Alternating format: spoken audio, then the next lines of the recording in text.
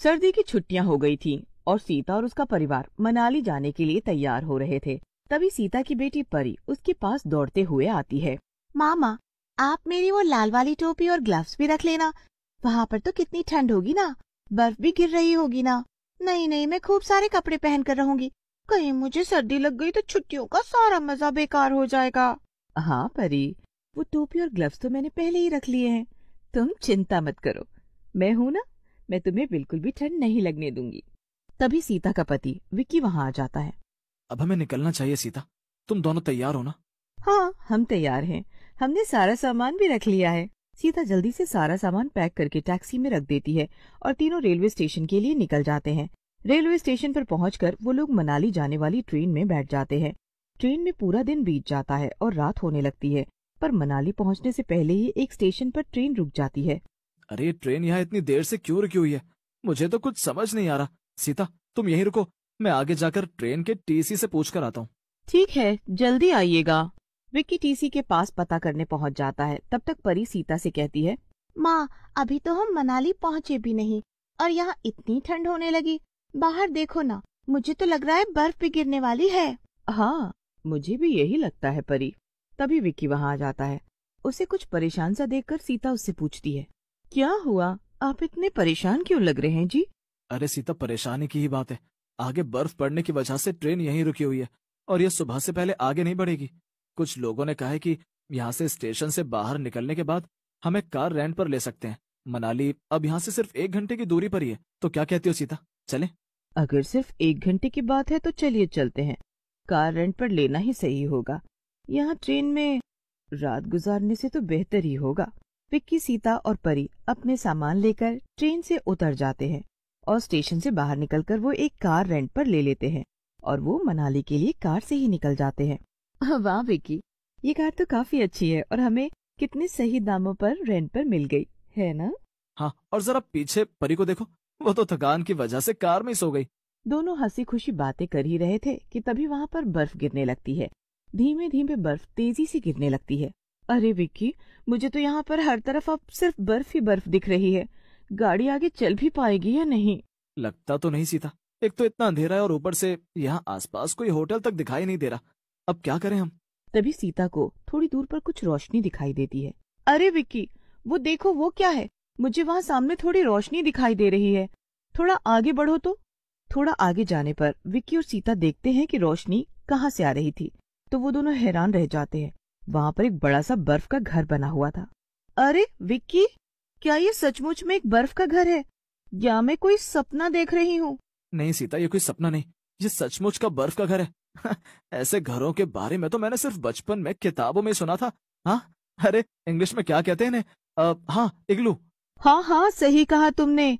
ऐसे बर्फ के घरों को तो इग्लू कहते हैं। और देखो, इसके अंदर से ही रोशनी आ रही है। शायद अंदर कोई है। परी को यही कार में सोने दो। चलो, हम चलकर पूछते हैं कि शायद हमें यहाँ रात गुजारने को मिल जाए। ठीक है, चलो चलकर पूछते हैं। विक्की और सीता गाड़ी से उतरते हैं और उस बर्फ के घर के पास जाने लगते हैं। वो घर के अंदर झांकते हैं और आवाज लगाते हैं, क्या यहाँ पर कोई है? क्या किसी को हमारी आवाज सुनाई दे रही है? तभी घर के अंदर से एक बूढ़ा आदमी और एक बूढ़ी औरत बाहर निकल कर आते हैं। जी, क्या काम है आपको? वो दरअसल हमें मनाली जाना है। तो आओ ना, हमने तो तुम्हें रोका नहीं।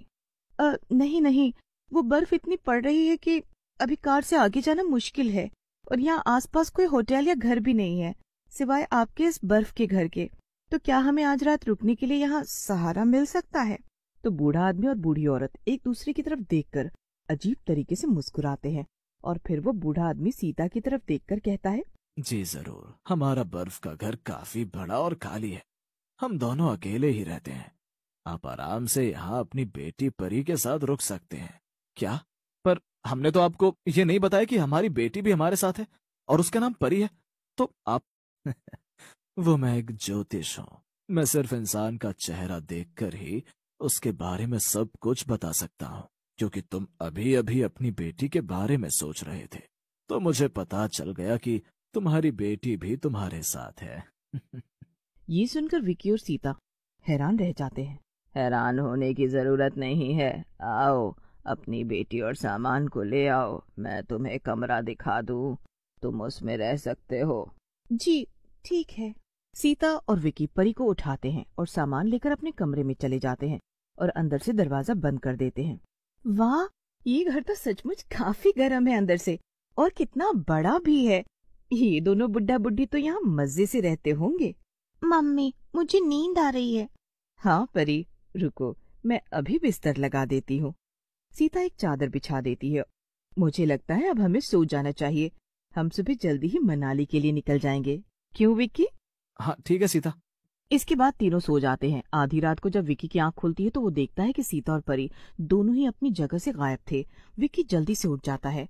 अरे ये क्या, ये दोनों इतनी रात को कहाँ गायब हो गए? बाहर कितनी ठंड है और हम एक अनजान जगह पर हैं। अगर उन्हें कहीं जाना था तो कम से कम बताकर तो जाते। कि तभी उसकी नजर खिड़की पे पड़ती है। खिड़की के बाहर से बहुत तेज रोशनी आ रही थी। विक्की जाकर देखता है तो उसके होश उड़ जाते हैं। बाहर एक चुड़ैल और भूत खड़े थे और उन्होंने सीता और परी को एक मोटे डंडे से बांधकर लटका रखा था और नीचे आग जला रखी थी। विक्की देखता है कि वो दोनों भूत और चुड़ैल आपस में बातें कर रहे हैं। क्या बात है, आज कितने दिनों के बाद हम लजीज खाना खाएंगे। इतने दिनों से यहाँ पर बुढ़ा बुढ़ी का रूप बना कर रह रहे थे, लेकिन कोई भी हमारी जाल में फंस ही नहीं रहा था। आज जाकर ये बकरे फंसे हैं। बस अब जल्दी से इन दोनों माँ बेटी को इस गर्म आग में सेक कर खा लेते हैं। अरे हाँ, अभी अंदर एक इंसान और सो रहा है ना। चलो कोई बात नहीं, उसे कल सुबह नाश्ते में खा लेंगे। भूत और चुड़ैल की बात सुनकर विक्की बहुत परेशान हो जाता है। अरे ये सब आखिर हो क्या रहा है? अब क्या करूं? कैसे बचाऊं मैं सीता और परी को? इन दोनों भूत और चुड़ैल ने तो मुझे बहुत बेवकूफ बनाया। नहीं, मुझे जल्दी से कुछ करना ही होगा।